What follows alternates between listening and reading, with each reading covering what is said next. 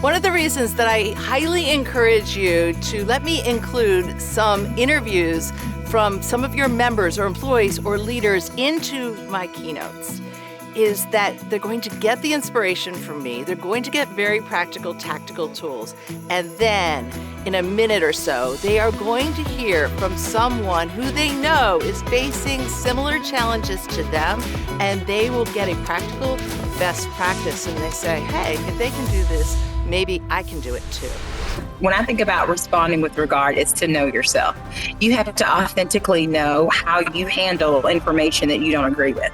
When that information is shared with me that I don't necessarily agree with, you can see it on my face, right? So it's that body language and knowing how am I showing up when an idea is sent my way that I don't agree with. I was the lead on the merger for one of the organizations. My now supervisor was the lead for the merger on the other legacy organization. And we literally showed up in wedding veils and had a marriage.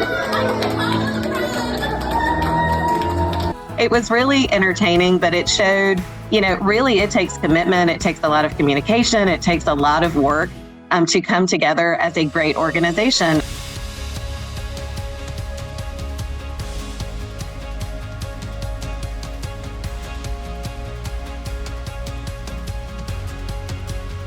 What makes for a great soundbite is authenticity first. When someone can be a little bit real, a little bit vulnerable and say, hey, this was challenging for me and I learned this the hard way.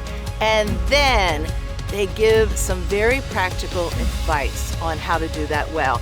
We've saved our internal business partners time.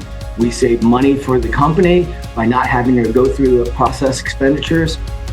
And we allowed them to move forward towards a different solution. So that was a very simple idea. It was just sitting there, and why didn't I think of that? One of the things that I notice when we are able to include little sound bites from your members or your employees or your leaders is that throughout the conference, not only are people coming up and talking to me and saying, hey, can you tell me a bit more about that? Let me ask a question. You have now multiplied that effect, because now people are seeing the people that they saw on the stage through the video and saying, hey, can you tell me more about that? So you have a buzz throughout your conference of people sharing their best practices, and then they are more willing to share their best practices with one another too.